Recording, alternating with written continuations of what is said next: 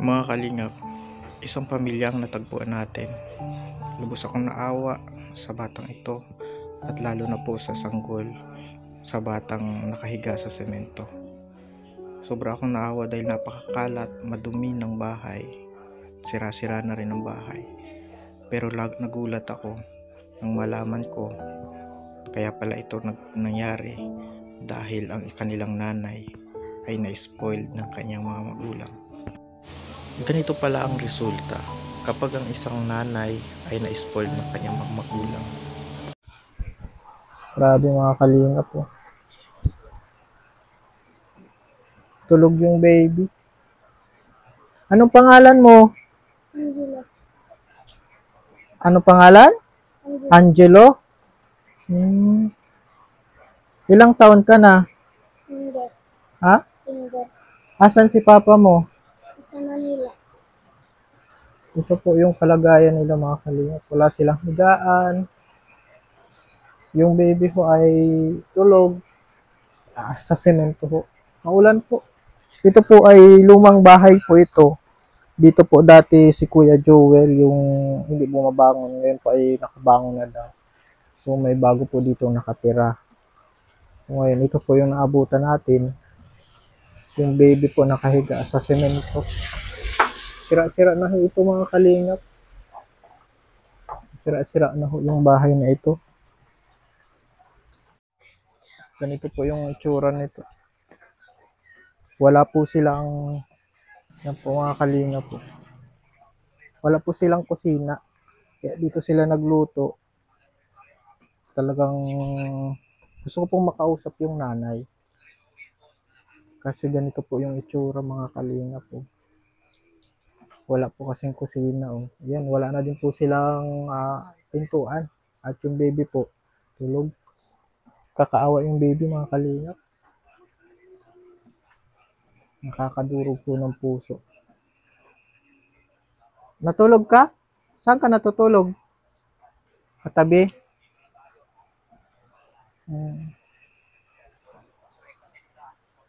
Kawawa po mga kalingap. Nakikitira lang po kasi dito yung sila ate. So ito na si Kalat. Yung kwarto, dalawang kwarto may tulo. Tapos, dito din sa may sala din, may tulo din dito. Kaya lahat ng gamit namin, kung saan walang tulo, doon ko tinatambak. Ilang na po yung baby nyo? Ilang Taon? Oo. 2. 2 years old siya. Mm. Wala, hindi man siya magkasakit diyan. Hindi, ma'am. Kasi yung kama namin, nabasa nga nung bagyo. Bumaha dito. Nasira Abot dito yung baha. kama. So ngayon ito na lang, parang sapin na lang yung parang tarpaulin, no? Tarpaulin, tapos karton. Hindi man siya nagkasakit. Hindi naman, okay naman siya. Kaya lang, syempre, sana din naman. May gatas pa siya. O yung galing sa barangay. Nagamit Yung sa... feeding ba? Anong pangalan mo ate? Jennifer. Jennifer. Kasi napadpad kami dito kasi kay Kuya Joel ay nakakalakad na pala siya. Tapos naabutan namin ito. Hindi ko sana kayo mapapapasok. At ang kalat-kalat talaga. Oo. Hanggang dun sa kwarto. Kasi yung mister niyo po. Nasa Manila, nakatrabaho sa construction. Paano kayo sa cellphone, no? Nakakapag naman kayo, contact, nakakapag video call. Pagka pumupunta ako dun sa kabila. Kahit i-wifi ako. Oo, wala kasing signal. May signal dito. So paano yan? Saan ang tulo nito ate? Kawawa. Anong pangalan ng baby mo? Lahat na po nga may tulo. Sige, pasok mo. Bahay niyo po ito or nakikitira lang? Bahay talaga to ng ni nanay. Kumbaga kami lang andun. Si nanay po, wala na. Wala na patay. Medyo matanda na kasi si nanay din. Pasok mo. Akala kayo talaga. Pasensya na. Gising na si baby. Kunin mo tong yung groceries. Nakahubo lang. O, Mga satellite. gising na oh.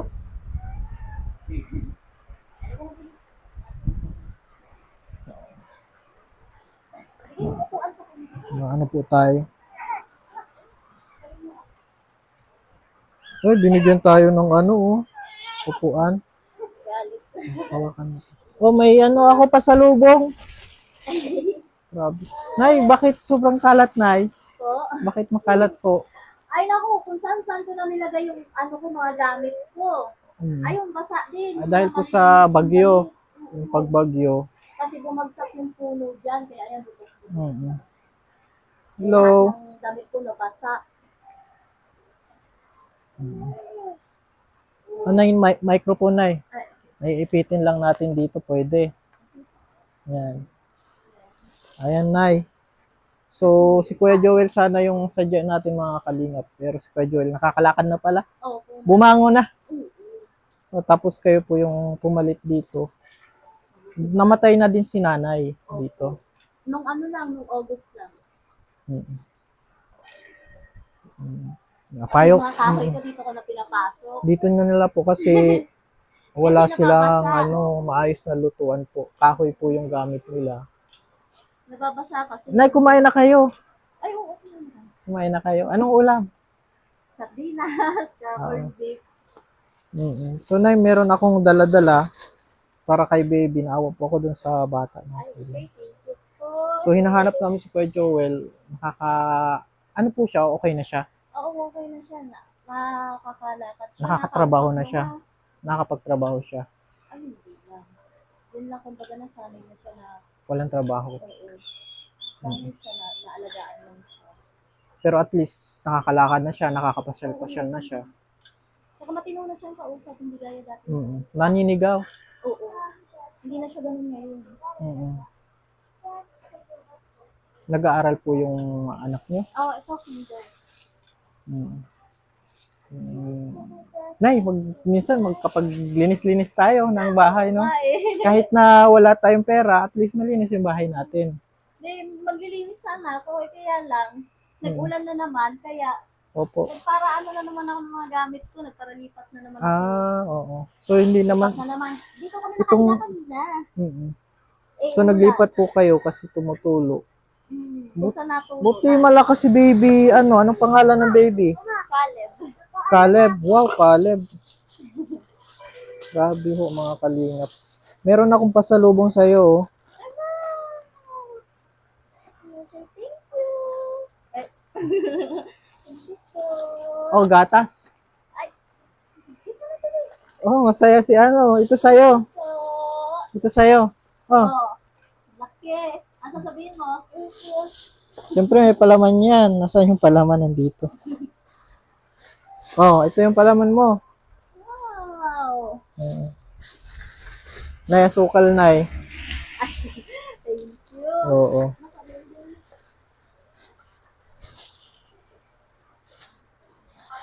At meron po tayong sa kanila, dilata.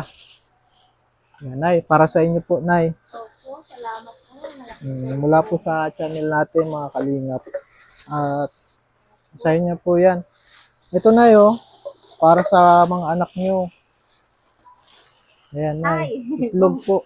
At pakitan natin, baka karton lang. Itlog ho yan, mga kalingap. Para po sa mga bata. Ayan po, Nay. I-plastic na natin. Nay, wala po kayong kusina, Kwarto lang ito. Kaya lahat ng kalat nandito, mga plato, hugasan. Kasi dito hindi naman pakinabangan. Yung mga yung tapon nyo na, yung mga hindi naman gamit na, O, hindi ko na natapon. Tapos ito, madami may na. panibago na naman kasi nabasa. yung May mga damit pa po ba kayo? Wala na. meron pa naman, yung mga nagagamit pa naman ako. Oo. Pero kakaunti na. Kasi nagkanda yung anay ba sa bubong, nagkanda laglag dyan nung bumagyo. So, Dahil ko na naman tinapon na gamit. grabe po yung sitwasyon nila mga kalingap. Nakakaawa po. Kasi po, tumutulo yung bubong. At okay ka lang, Toy. Di ka nababasa. Hindi man. Diyan kami kanina nakahiga. Tumulo na naman siya. Kaya lumipat na naman kami dito. Kasi nagkakahoy naman ako, nagsisibak ako ng kahoy. Ikaw na po kasi si Mr. niya sa Maynila, Gawa nagko-construction. ko lahat. May bigas pa naman kayo, Nay? Meron ka naman. Ay, Yan po, meron pa naman silang bigas. At naiabot po natin yung hindi po natin intention na silang mag-vlog kasi si Kuya Joel, hinahanap namin. So, ganito pala yung mas nakakaawa kay, ano. Kasi okay na si Kuya Joel. Nay, paano nyo kinakaya, Nay? Mag-isa lang po kayo. Mag-isa lang po kayo dito. Kaya naman, pero minsan nasuko talaga ako. Bakit, Nay?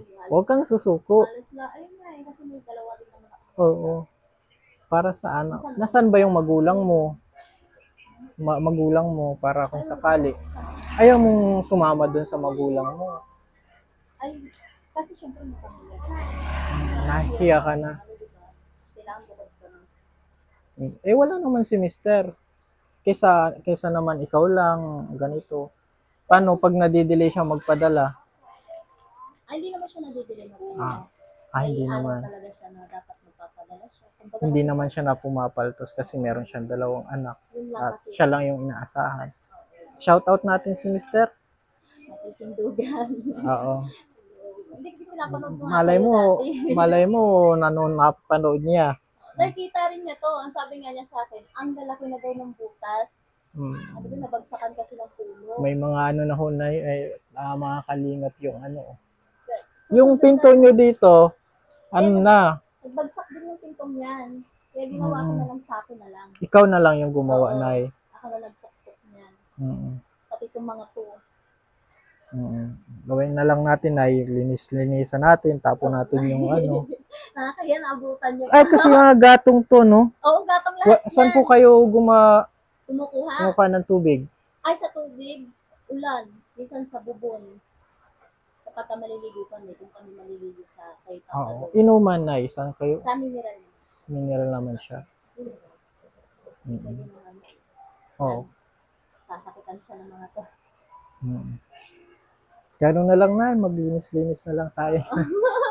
Kasi kahit walang pera, kahit wala tayong pera, at least malinis tayo. Oo. Eh, ganito po Basta kasi, ko na lang kasi hinagis niya nasanay ka lahat. po sa bundok, Nay. Oo. May bahay kayo dun sa bundok. Ay, sa bundok? Mga yung mga nyogan, gano'n, mga bahay. Saan po kayo? Taga saan po talaga Sa kayo? ano ko, lumaki ako sa Manila. Sa Maynila.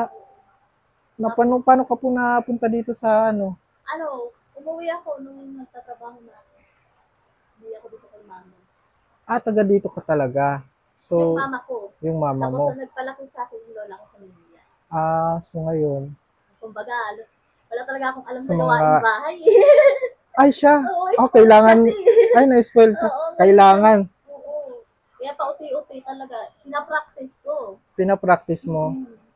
Kaya lang siyempre first Paano, time. paano yan? Maawayin ka ni Mister pag hindi ka, Hindi, actually kasi noon nung nagsasama kami, siya ang nagtatrabaho. kasi alam niya talagang wala akong alam sa gawaing bahay. Mas gusto ko magtrabaho sa Labas. saan man. Huwag Dapat lang sa pala, bahay. Oo. Nag-asawa kang mayaman para may katulong. Ayun nga eh. Pero dapat mag-adjust Oo, ako tayo. nag-a-adjust ngayon kasi sabi ko, Intindihin po natin mga kalingap si Nanay, pangalan Nay? Pagbalik namin, malinis na yan. Kalinis na yan. Oo, at nakaanaw ako dun sa baby actually talaga. Kalilinis mo lang din naman kasi kaya lang nagkupit-kupit na naman sila.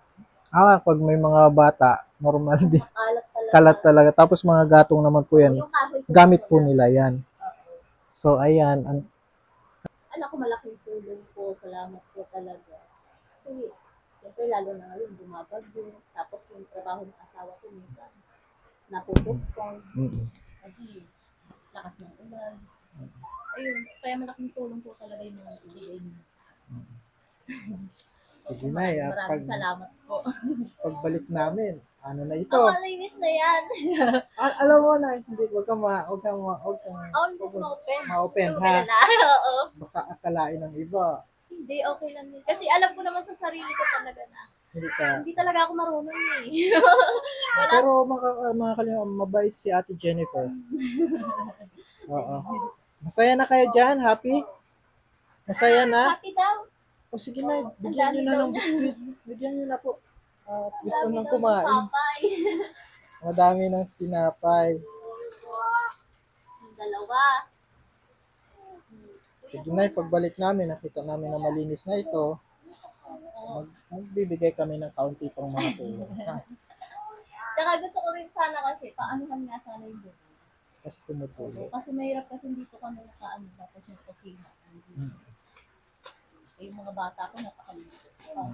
Sige po. Maraming salamat, Nay. At Maraming salamat din po.